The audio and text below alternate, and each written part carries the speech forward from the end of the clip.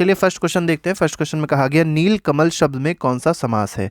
आपको बताना है जो नील कमल शब्द है उसमें कौन सा समास है। तो फर्स्ट ऑप्शन दिया है अव्ययी भाव, सेकंड दिया है तत्पुरुष, थर्ड दिया है द्विगु और फोर्थ दिया है कर्मधारय समास। ठीक है, तो नील कमल जो है वो है कर्मधारय समास। कर्मधारय समास मतलब घ ऑप्शन इसका सही हो जाएगा। ठीक है, नेक्स्ट आते हैं, नेक्स्ट क्वेश्चन पे देखते हैं। क्वेश्चन में कहा गया, क्वेश्चन नंबर 2 है, तीन आंख है जिसकी अर्थात क्या, इसको मतलब कहेंगे क्या, तो इसको कहा जाएगा त्रिलोचन। ठीक है, नेक्स्ट देखिए, नेक्स्ट में क्या कहा गया, शरणागत शब्द से सही समास विग्रह का चयन कीजिए। अब शरणागत शब्द में आपको समास बताना है, समास विग्रह बताना है क्या होगा। तो शरणागत का मतलब क्या होता है, शरणागत का मतलब होता है शरण में आया हुआ, तो एक ऐसा समास है तत्पुरुष समास हो जाएगा। तो इसमें का मतलब ए ऑप्शन सही है। नेक्स्ट में देखिए कहा गया है हाथ से लिखित का समस्त पद क्या होगा।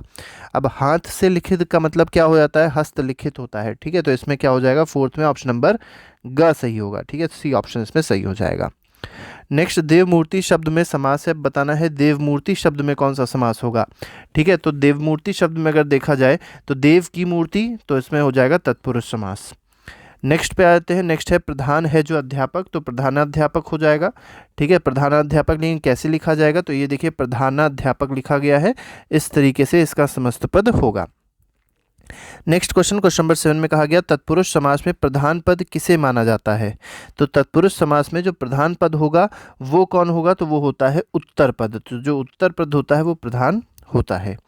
नेक्स्ट क्वेश्चन में कहा गया, क्वेश्चन नंबर 8 है, अल्प बुद्धि शब्द में कौन सा समास है। ठीक है, अल्प बुद्धि में 9 में कहा गया तुलसी कृत का सही समास व समास विग्रह क्या होगा। तो तुलसी कृत है, अब तुलसी कृत का मतलब क्या है, तुलसी द्वारा रचित या तुलसी द्वारा जो कि रचना की गई तुलसी के द्वारा। ठीक है, तो इसमें का ऑप्शन सही हो जाएगा और एक कैसा समास है, तो तत्पुरुष समास है। नेक्स्ट क्वेश्चन पे आते हैं, क्वेश्चन नंबर 10 है, इसमें कहा गया तीन फलों का समाहार। अब देखिए तीन फलों का समूह या तीन फलों का समाहार, ये आपको बताना है कैसा समास है। तो इसमें जो आंसर है, मतलब ये समास नहीं पूछा गया है, पूछा गया है कि इसका समस्त पद क्या है, तो इसका समस्त पद हो जाएगा त्रिफला। नेक्स्ट क्वेश्चन पे आएंगे, क्वेश्चन नंबर 11 देखेंगे। अब नेक्स्ट में देखिए कहा गया है पीताम्बर समस्त पद का विग्रह होगा। अब देखिए पीताम्बर का मतलब क्या होता है, पीताम्बर का मतलब होता है पीला है जो अंबर, मतलब अंबर का मतलब होता है वस्त्र। ठीक है, अब यहाँ पर देखिए, यहाँ पर अगर नेक्स्ट क्वेश्चन में कहा गया परलोक गमन शब्द में कौन सा समास है। अब परलोक गमन में अगर देखा जाए तो कौन सा समास हो जाएगा, इसमें समास हो जाएगा तत्पुरुष समास। नेक्स्ट क्वेश्चन है क्वेश्चन नंबर 13, भूखमरा शब्द के सही समास विग्रह का चयन कीजिए। तो भूखमरा, भूखमरा का समास विग्रह आपको बताना है क्या होगा। तो भूख से मरा हुआ, और ये कैसा समास है, तत्पुरुष समास है। तो इसका आंसर है का, मतलब ए ऑप्शन इसका सही है, भूख से मरा हुआ। नेक्स्ट क्वेश्चन में आते हैं, क्वेश्चन नंबर 14 देखिए, इसमें कहा गया किस समास में दोनों पद प्रधान न होकर अन्य पद प्रधान होता है। तो देखिए दोनों पद प्रधान नहीं होंगे लेकिन जो तीसरा पद होगा वो प्रधान होगा, तो ऐसे समास को क्या कहेंगे। तो देखिए इसमें जो आंसर होगा वो क्या हो जाएगा, थर्ड, मतलब जो थर्ड पद जिसमें प्रधान होगा, तीसरा पद जो अन्य पद प्रधान होता है वो हो जाएगा बहुव्रीहि समास। ठीक है, तो इसमें ख जो ऑप्शन है वो सही हो जाएगा, मतलब थर्ड की तरफ जो इंडिकेशन देता है उसमें जो आंसर है वो हो जाएगा बहुव्रीहि समास। नेक्स्ट क्वेश्चन, क्वेश्चन नंबर 15 में कहा गया वन गमन समस्त पद का विग्रह होगा। अब वन गमन, वन गमन का समस्त पद का विग्रह आपको बताना है क्या होगा, बहुत सिंपल सा देखिए है। ठीक है, तो वन को गमन, तो वन को गया हुआ मतलब वन गमन। अब अगर आपसे पूछते कि ये समास कैसा है, ठीक है, अगर आपसे पूछा जाता है ये वन को गमन समास कैसा है, तो ये समास कैसा हो जाता है, समास हो जाता है तत्पुरुष समास। नेक्स्ट क्वेश्चन देखते हैं, क्वेश्चन नंबर 16 है पीत है जो अंबर, पीला है जो अंबर एक तरीके से कहा जा सकता है। ठीक है, तो पीत है जो अंबर, तो इसका आंसर क्या हो जाएगा, पीताम्बर। ठीक है, तो 16 का जो आंसर है वो क्या हो जाएगा, 16 का आंसर हो जाएगा का। ठीक है, पीताम्बर होगा यहाँ पर जो ऑप्शनल। नेक्स्ट क्वेश्चन पे आते हैं, नेक्स्ट क्वेश्चन देखते हैं, क्वेश्चन नंबर 17 है। क्वेश्चन नंबर 17 में कहा गया गुरु दक्षिणा शब्द के सही समास विग्रह का चयन कीजिए। तो आपको बताना है गुरु दक्षिणा का समास विग्रह क्या होगा। ठीक है, तो गुरु से दक्षिणा गलत है, गुरु का दक्षिणा गलत है, गुरु की दक्षिणा सही है। ठीक है, तो इसमें जो ग पार्ट है, मतलब जो सी पार्ट है वो हो जाएगा। ठीक है, गुरु की दक्षिणा अगर देखा जाए, गुरु के लिए दक्षिणा देखा जाए, तो दोनों में से कौन सा ज़्यादा सही लग रहा है। ठीक है, तो देखिए यहाँ पर अगर देखा जाए ज़्यादा सही जो ऑप्शन है वो घ है। क्यों, क्योंकि गुरु के लिए दान है, दक्षिणा मतलब दान, एक तरीके से एक गिफ्ट टाइप का है, तो गुरु के लिए, गुरु की दक्षिणा मतलब गुरु का दान, ये गलत हो जाएगा। ठीक है, तो इसमें घ ऑप्शन आप लगाएंगे और ये कैसा समास है, तत्पुरुष समास है। नेक्स्ट क्वेश्चन, क्वेश्चन नंबर 18 देखिए, दिनचर्या बोला गया है, दिनचर्या समस्त पद का विग्रह है। अब दिनचर्या का समस्त पद का विग्रह क्या हो जाएगा, तो दिन की चर्या, तो इसमें का जो है ए ऑप्शन जो है वो सही है। नेक्स्ट क्वेश्चन पे आते हैं, क्वेश्चन नंबर 19 देखते हैं, महावीर शब्द में कौन सा समास है। अब महावीर में आपको बताना है कौन सा समास है। ठीक है, तो यहाँ पर देखेंगे तो कर्मधारय होगा, क्यों, क्योंकि महावीर का अगर आप विग्रह करेंगे तो हो जाएगा महान है जो वीर। लेकिन यहाँ पर आप देख सकते हैं थर्ड की तरफ इंडिकेशन नहीं हो रहा है। अगर थर्ड की तरफ इंडिकेशन हो रहा होता तो महावीर बहुवीरी समास होता है, लेकिन थर्ड की तरफ इंडिकेशन नहीं हो रहा है, इसलिए कैसा समास है, कर्मधारय समास है। नेक्स्ट क्वेश्चन पे आएंगे, क्वेश्चन नंबर 19 के बाद क्वेश्चन नंबर 20 देखिए। क्वेश्चन नंबर 20 में कहा गया, कुसुमा युद्ध शब्द में के सही समास विग्रह का चयन कीजिए। तो कुसुमा युद्ध, ठीक है, कुसुमा युद्ध का आपको समास विग्रह करना है और बताना है इसका आंसर क्या होगा। ठीक है, तो कुसुम है आयुध जिसका अर्थात कामदेव, कुसुम है आयुध जिसका अर्थात कामदेव, और कैसा समास है, बहुव्रीहि समास है। क्योंकि देखिए यहाँ पर अगर आप देखेंगे तो अर्थात कहा गया ना, तो जब भी आपको समास विग्रह में अर्थात और किसी थर्ड की तरफ इंडिकेशन होगा तो वो कैसा समास होगा, बहुव्रीहि होगा। नेक्स्ट क्वेश्चन पे आते हैं, क्वेश्चन नंबर 21 देखते हैं, सत्याग्रह शब्द में कौन सा समास है। अब सत्याग्रह का आपको समास बताना है कि कौन सा समास यहाँ पर यूज हो रहा है। ठीक है, तो यहाँ पर भी अगर देखा जाए तो कैसा समास है, सत्य के लिए आग्रह, और इसमें हो जाएगा संप्रदान। तत्पुरुष, आपको पता होगा तत्पुरुष का संप्रदान जो होता है, संप्रदान कारक आपने पढ़ा होगा, तो के लिए इसमें यूज करते हैं, तो संप्रदान तत्पुरुष समास इसमें हो जाएगा। नेक्स्ट क्वेश्चन 22 है, महादेव समस्त पद का विग्रह होगा। अब देखिए महादेव का आपको विग्रह बताना है कि महादेव का विग्रह क्या होगा। फर्स्ट दिया है महान और देव, बिल्कुल गलत है। सेकंड दिया है महान है जो देव, ये ऑप्शन सही है, तो इसमें ख ऑप्शन सही हो जाएगा। नेक्स्ट में कहा गया, शक्ति के अनुसार का सामासिक पद क्या होगा। शक्ति के अनुसार का सामासिक पद क्या होगा, ये पूछा गया है इसमें। अब देखिए पहला गया है शक्तिशाली, गलत है। नेक्स्ट दिया गया है अशक्ति। अब देखिए यहाँ पर जो बी ऑप्शन है उसमें कहा गया है अशक्ति, ये भी गलत है। सी ऑप्शन बेशक्ति, ये भी गलत है। यथाशक्ति इसमें सही होगा। ठीक है, तो शक्ति के अनुसार का मतलब क्या होता है, यथाशक्ति होता है। नेक्स्ट क्वेश्चन पे आते हैं, क्वेश्चन नंबर 24 है, लंबोदर शब्द के लिए सही समास विग्रह क्या होगा। तो देखिए लंबा है उदर मतलब पेट, ठीक है, तो लंबा है उदर जिसका। अब यहाँ पर अगर आप देखें तो इसमें बहुव्रीहि समास यूज करेंगे, क्यों, क्योंकि ये थर्ड की तरफ इंडिकेशन कर रहा है जो कि गणेश भगवान होते हैं। ठीक है, तो नेक्स्ट क्वेश्चन इसमें ग हो जाएगा। नेक्स्ट क्वेश्चन, क्वेश्चन नंबर 25 देखेंगे। तो देखिए 25 में क्या कहा गया, बेलगाम समस्त पद का विग्रह होगा। अब बेलगाम, इसको बेलगाम ना पढ़िए, इसको बेलगाम पढ़िए। ठीक है, तो लगाम जिसमें नहीं होती है उसको बेलगाम कहते हैं। समस्त पद का आपको विग्रह करना है 25 में। ठीक है, तो बिना लगाम के, ठीक है, मतलब जिस पे लगाम ना हो तो बिना लगाम के, ये ऑप्शन आपका सही हो जाएगा। जिसके लगाम ना हो ये गलत है, बेलगाम है जो ये भी गलत है, लगाम के बिना ये भी गलत है, तो इसमें ए ऑप्शन सबसे सही है, ये सही कर दीजिए। प्राण प्रिय शब्द में कौन सा समास है। ठीक है, अब प्राण प्रिय की बात करी गई तो प्राण प्रिय क्या होता है, प्राण प्रिय अगर देखा जाए तो प्राण है जो मतलब इसका होता है प्राण की तरह प्रिय। ठीक है, तो प्राण प्रिय का मतलब है प्राण की तरह प्रिय। और इसमें समास पूछा गया है कौन सा होगा, तो देखिए सिंपल सी बात है, इसमें कौन सा समास हो जाएगा, कर्मधारय समास हो जाएगा, क्योंकि इसमें देखिए इंडिकेशन नहीं हो रहा है किसी भी की तरफ। ठीक है, तो इसमें आप फिलहाल कर्मधारय समास सही रखेंगे।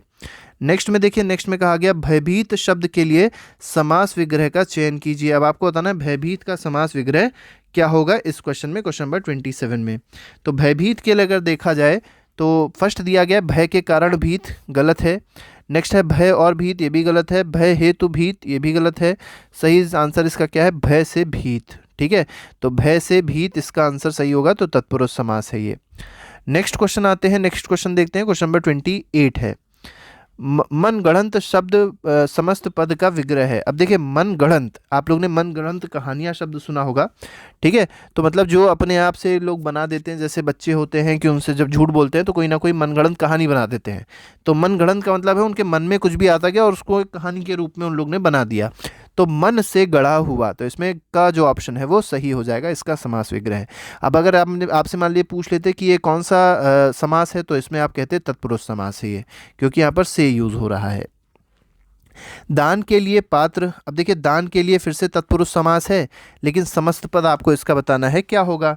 ठीक है, तो बहुत सिंपल सा है। दान पात्र आप लोगों ने देखा होगा, कभी मंदिर अंदर में जाते होंगे तो आपने देखा होता है दान पात्र यूज वहाँ पे रखे होते हैं। तो दान पात्र क्या है? दान के लिए पात्र। नेक्स्ट क्वेश्चन, और ये हमारा आज का आखिरी सवाल है।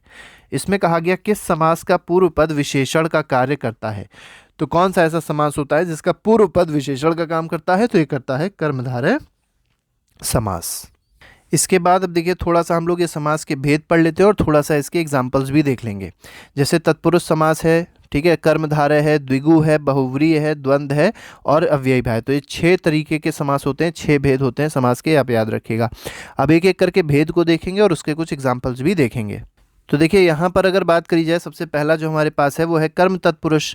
अब कर्म में आपने देखा होगा कर्म को होता है ना, कर्म को, इसका मतलब जहाँ पर को का लोप हो जाए। तो समस्त पद अगर जैसे देखा जाए, यहाँ पे है अतिथ्यर्पण, ठीक है, अतिथि को अर्पण। तो देखिए को यहाँ से गायब हो गया, समस्त पद में से को गायब हो गया। तो ये कैसा समास है? कर्म तत्पुरुष है, इसीलिए यश को प्राप्त है। मरण आसन्न है, मरण को पहुँचा हुआ। ठीक है, ग्रहगत है, तो यहाँ पे ग्रह को गया हुआ। तो सब में देखिए को जो है वो समस्त पद में आते आते गायब हो जा रहा है। नेक्स्ट जो हमारे पास है वो है कर्ण तत्पुरुष। ठीक है, अब कर्ण में देखिए किस किस चीज़ का लोप होगा? तो यहाँ पे 2 शब्दों का लोप हो जाएगा, एक से है और एक है के द्वारा। अब गुणों से युक्त, तो गुण युक्त हो गया। ठीक है, जन्म जन्मांध अगर पूछा जाए कैसा है, तो ये भी आपका तत्पुरुष हो जाएगा। जन्म से अंधा, तो इस तरीके से आप देख सकते हैं। तो कर्ण तत्पुरुष के एग्जाम्पल्स हो जाएंगे। आगे यहाँ पर देखिए नेक्स्ट में कहा गया संप्रदान तत्पुरुष। संप्रदान में क्या होता है? के लिए होता है। जैसे रसोई घर की बात अगर करी जाए, कैसा समास है? तो संप्रदान तत्पुरुष समास है। जैसे इसमें विग्रह करेंगे तो रसोई के लिए घर। तो जब भी आपको के लिए शब्द मिले विग्रह करने पर, उसको तोड़ने पर अगर आपको विग्रह में के लिए शब्द मिलता है, तो आप याद रखिएगा वो संप्रदान तत्पुरुष में आएगा। जैसे देव बलि है, तो देव के लिए बलि। हथकड़ी, हाथों के लिए या हाथ के लिए कड़ी। ठीक है, इस तरीके से संप्रदान हो जाएगा। आपादान आपको पता होगा, आपादान का मतलब होता है से, और से का मतलब क्या? अलग होना। जैसे ऋण मुक्त है, तो ऋण मुक्त का अगर विग्रह किया जाएगा तो ऋण से मुक्त, मतलब कोई इंसान है वो ऋण से अलग हो गया, ऋण से वो मुक्त हो गया, तो अलग हुआ ना ऋण से। तो इसलिए ये कैसा समास है? तो अपदान तत्पुरुष समास है। रोग मुक्त, अब रोग से वो अलग हो गया, रोग उससे दूर हो गया, तो रोग से मुक्त हो गया। धर्म भ्रष्ट, धर्म से भ्रष्ट। ठीक है, तो जहाँ पर से आ रहा है, और से इस तरीके से आ रहा है कि से मतलब अलग होने के रूप में आ रहा है। नेक्स्ट पे आएंगे, 5वां देखेंगे। इसमें देखिए आपको दिया गया है संबंध तत्पुरुष। अब संबंध तत्पुरुष की बात की जाएगी तो का की के का जब लोप होगा तो उसमें कहा जाएगा संबंध तत्पुरुष। जैसे भारत रत्न, तो भारत का रत्न। अछूतोधर, अछूतोधार, ठीक है, अछूतों का उद्धार। तो आप देख सकते हैं सब में का आ रहा है ना। इसके बाद गंगा तट, तो गंगा का तट। जलधारा, जल की धारा। तो का की के जब आता है तो उस पद में मतलब उस, ये कह सकते हैं समास, वो जो समास होगा वो एग्जाम्पल किसका हो जाएगा? संबंध तत्पुरुष का समास हो जाएगा। अधिकरण की अगर बात करी जाए तो अधिकरण में आपको पता है मे पर का लोप होता है, मे का और पर का लोप होता है। जैसे कला प्रवीण, अब कला में प्रवीण मतलब बहुत ज़्यादा कला में जो आगे हो उसको कहेंगे कला प्रवीण। गृह प्रवेश, तो गृह में प्रवेश। कुल श्रेष्ठ, कुल में श्रेष्ठ। आनंद मग्न, आनंद में मग्न। तो आप देख सकते हैं सब में क्या आ रहा था? में और पर आ रहा था विग्रह करने पर, और जब उसका समस्त पद देख रहे हैं तो ये में पर गायब हो जा रहा है। ठीक है, लोप हो रहा है, उसका लोप होना मतलब गायब हो जाना। नेक्स्ट देखते हैं, तो ये सबके सब आपने देखे तत्पुरुष समास थे। और ये एक और हमारा आखिरी हमारा तत्पुरुष है जिसको कहते हैं न्यू तत्पुरुष। मतलब जो पहला स्टेटमेंट, जो पहला वर्ड होगा वो नकारात्मक होगा। ठीक है, अनिच्छा, जैसे ना इच्छा हो गया। अयोग, तो ना योग। अनदेखी, ना देखी। तो ये भी एक तरीके का कैसा समास है? तत्पुरुष समास है, ये आप लोग याद रखिएगा। ठीक है, जिसमें पहला पद क्या आ जाए? नकारात्मक, मतलब निगेटिव हो जाए। नेक्स्ट पे आते हैं कर्मधारय। देखिए कर्मधारय में आपको ये सब चीज़ें समझनी है। सबसे पहले कर्मधारय की डेफिनेशन देख लीजिए, डेफिनेशन बहुत ज़्यादा जरूरी है। पहला पद विशेषण तथा दूसरा पद विशेष्य होता है, ऐसे को कहेंगे कर्मधारय समास। ठीक है, अब यहाँ पे देखिए ऐसे नीलकंठ की बात करी गई, तो नीलकंठ में क्या है? नीला है जो कंठ। ठीक है, नीलकंठ में नीला है जो कंठ। नील गाय में देखेंगे तो नीली है जो गाय। नीलकमल में नीला है जो कमल। नीलांबर में नीला है जो अंबर। अब देखिए यहाँ पर बच्चे कंफ्यूज होते हैं कर्मधारय में और बहुव्रीहि में। उनको ये समझना है सिर्फ कि कर्मधारय जो है वो सीधे सीधे आपको एक विशेषण और एक विशेष्य दे रहा है, लेकिन जो बहुव्रीहि होता है वो थर्ड की तरफ इंडिकेशन देता है। ऐसे नीलकंठ दो हो सकते हैं, नीलकंठ में कर्मधारय भी हो सकता है और नीलकंठ में बहुव्रीहि भी हो सकता है। बहुव्रीहि कब होगा? बहुव्रीहि तब होगा जब नीलकंठ को हम लोग यहाँ पर आगे लिख देते अर्थात शिव, ठीक है, विग्रह में नीला है जो कंठ के बाद लिख देते अर्थात शिव, तो वो कैसा हो जाता? वो हो जाता बहुव्रीहि समास। तो इस तरीके से आपको ये दोनों बातें समझनी है। यहाँ पर देखिए देह रूपी लता ऐसे ऐसे करके आपको उपमान उपमेय कर्मधारय मतलब कुछ कर्मधारय के एग्जाम्पल्स यहाँ पर दिए गए। नेक्स्ट आते हैं द्विगु समास पे, देख लेते हैं द्विगु समास का मतलब क्या होता है। द्विगु में याद रखिएगा जो पहला पद होगा, ठीक है, वो कैसा होना चाहिए? नंबर होना चाहिए, मतलब संख्यावाची विशेषण होना चाहिए। जैसे शताब्दी, ठीक है, अब शत का मतलब क्या होता है? शत का मतलब होता है 100, तो 100 वर्षों का समूह, तो देखिए 100 आ गया ना, अब 100 आ गया, इसका मतलब एक ऐसा समास है, द्विगु समास है। चौराहा, 4 राहों का समूह, तो देखिए 4 फिर से क्या आ गया? द्विगु समास हो जाएगा क्योंकि एक नंबर है। तो जब भी पहला वर्ड नंबर हो तो आप समझ जाइए कि वो द्विगु समास है। त्रिफला की बात करी जाए तो 3 फलों का समूह, तो इस तरीके से ये सब के सब आपके समझ में आ जाएंगे। नेक्स्ट पे आते हैं, नेक्स्ट देखते हैं, नेक्स्ट में क्या कहा गया? बहुव्रीहि समास है। देखिए बहुव्रीहि में भी वही सेम चीज़ है, इसमें कोई भी पद प्रधान नहीं होता, दोनों पद किसी तीसरे की तरफ इंडिकेशन करते हैं, मतलब संकेत करते हैं, वही हम आपको बता रहे थे। जैसे यहाँ पे देखिए एक एग्जांपल दिया गया चतुर्मुख, तो 4 मुख हैं जिसके, ठीक है, 4 है मुख जिसके, जैसे एग्जांपल है ब्रह्मा, ठीक है। चतुरानन, चतुरानन का मतलब 4 आनन मतलब सर हैं जिसके, ठीक है, 4 सर हैं जिसके, उसको क्या कहा जाएगा? चतुरानन कहा जाएगा, ये भी ब्रह्मा है। त्रिलोचन, 3 नेत्र हैं जिसकी या 3 आंखें हैं जिसकी, जैसे शिव। तो देखिए आपको एग्जाम्पल दिया गया, मतलब यहाँ पे इंडिकेशन किया गया ब्रह्मा की तरफ, यहाँ इंडिकेशन किया गया ब्रह्मा की तरफ, इसमें इंडिकेशन किया गया शिव की तरफ, और ये वाला जो था इसमें इंडिकेशन किया कामदेव की तरफ। तो इस तरीके से अगर इंडिकेशन थर्ड की तरफ होता है तो उसको कौन सा समास कहेंगे? बहुव्रीहि समास कहेंगे। नेक्स्ट पे आते हैं और ये है द्वंद्व समास। अब देखिए द्वंद्व समास में क्या है? दोनों पद प्रधान हो जिसमें पद को मिलाने वाले समुच्चय बोधक शब्द कैसे कैसे यूज हो? और, तथा, या, अथवा, एवं, ठीक है। अब जैसे गंगा और यमुना, ये दोनों पद जो है वो प्रधान है और इनको मिलाने के लिए कौन यूज हो रहा है? और यूज हो रहा है। तो ऐसे जब भी आपको मिले तो समझिए क्या है वो, आपको क्या मिल जाएगा? ये हो जाएगा द्वंद्व समास। जैसे हानि लाभ, तो एक ही जैसे शब्द है ना, तो हानि और लाभ। स्वर्ग नरक, स्वर्ग और नरक, ठीक है। तो इस तरीके से द्वंद्व समास हो जाएगा। नेक्स्ट आते हैं, तो देखिए ये हमारे पास आखिरी समास का एग्जाम्पल है, ठीक है, मतलब प्रकार है जो है अव्ययी भाव समास, ठीक है। अब इसमें क्या कहा गया है कि पूर्व पद जो होता है प्रधान होता है और वह अव्यय हो तथा उसके योग से समस्त पद भी अव्यय बन जाए, ठीक है, उसे क्या कहेंगे? अव्ययी भाव समास कहेंगे। देखिए आपको सिंपल चीज़ समझनी है, जब आपको ये 5 तरीके के एग्जाम्पल्स ना समझ में आए तो आपका एग्जाम्पल क्या हो जाएगा? अव्ययी भाव हो जाएगा। यही एक ट्रिक होती है इसको लगाने की। जैसे यथा विधि की बात करी गई है, ठीक है, तो विधि के अनुसार बेकाम बोला क्या है? बिना काम के। यथा संभव, तो यथा वाली जब भी चीज़ें आ जाएं तो आप समझ जाइए वो क्या है? अव्ययी भाव है। तो यथा संभव, दिनों दिन, दिन ही दिन में, तो इस तरीके से ये अव्ययी भाव समास भी होता है। तो ये हमारे पास कुछ 6 तरीके थे समास के और उसके कुछ एमसीक्यूज अभी हम लोग ने डिस्कस किए। बाकी के जितने भी एमसीक्यूज हैं बहुत जल्द हम लोग आपके लिए लाते रहेंगे। तो जुड़े रहिए हम लोग के लिए। आज के फिलहाल इतना ही। Thank you very much. Good bye. जय हिंद।